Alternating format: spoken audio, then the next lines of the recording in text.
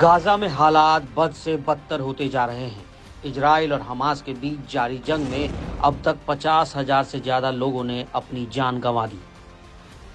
Gaza के स्वास्थ्य मंत्रालय के अनुसार पिछले 24 घंटे में ही 41 और लोगों की मौत हो गई, जिससे कुल आंकड़ा 50,021 तक पहुंच गया है।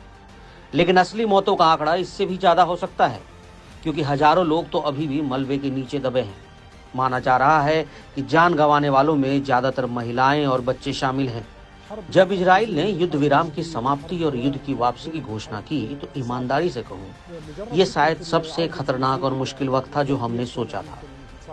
हम जिस युद्ध का सामना कर रहे हैं वो कोई सामान्य युद्ध नहीं है। मैं समझता हूं कि युद्ध सेनाओं के बीच होना चाहिए और हम नागरिकों के रूप में अपने परिवारों के साथ किसी भी तरह के नुकसान से अलग सुरक्षित स्थान पे होने चाहिए। लेकिन जिस युद्ध का हम सामना कर रहे थे वो भूखमरी का युद्ध था, मौत का युद्ध था, विनाश का युद्ध था, और ऐसा युद्ध था जिसमें ना तो लोग बचे, ना पेड़, ना बच्चे, ना महिलाएं और ना घर। वहीं इजरायली फोर्स ने दावा किया है कि उन्होंने गाजा के नासिर अस्पताल में हमला कर 2 प्रमुख हमास कमांडरों को मार डाला है। ये हमला खुफिया जानकारी जुटाने के बाद सटीक हथियारों के साथ किया गया था। इजरायली सेना ने हमास पर नागरिक स्थलों का ढाल के रूप में उपयोग करने का आरोप लगाया। सेना ने कहा कि हमास गाजा की आबादी को खतरे में डालकर नागरिक बुनियादी ढांचे का गलत इस्तेमाल कर रहा है और अस्पताल में आतंकी हमलों की प्लानिंग कर रहा है।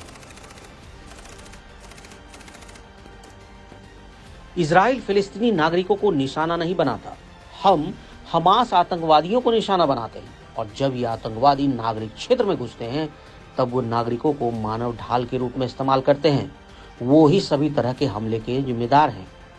फिलिस्तीनी नागरिकों को हमास आतंकियों के साथ किसी भी तरह के संपर्क से बचना चाहिए, और मैं गाजा के लोगों से अपील करता हूं कि वो खतरे से दूर रहें, सुरक्षित स्थानों पर चले जाएं, क्योंकि हर नागरिक की मौत एक त्रासदी है और हर नागरिक की मौत हमास की ही गलती है। इजराइल ने इस हफ्ते एक बार फिर गाजा पर हमले तेज कर दिए, जिससे गाजा का हेल्थ केयर सिस्टम पूरी तरह बर्बाद हो चुका है। अस्पताल अब लड़ाई के केंद्र बन चुके हैं। इजरायली हमलों और सहायता रोकने की वजह से गाजा में भूखमरी के हालात बन चुके हैं। इजराइल की सेना ने दावा किया है कि लेबनान में पहले से तैनात एक बख्तरबंद डिवीजन अब गाजा पट्टी में ग्राउंड ऑपरेशन करने निकल चुका है। यानी हवाई हमले के साथ अब गाजा में ग्राउंड ऑपरेशन भी तेज होना है। इजरायली सेना ने एक वीडियो फुटेज जारी किया जिसमें लगभग 2 दर्जन बख्तरबंद गाड़ियां गाजा सीमा के निकट तैनात की गई हैं। बयान के अनुसार 36वीं डिवीजन ने लेबनान में अपना मिशन पूरा कर लिया है और वो गाजा की तरफ बढ़ चुके हैं।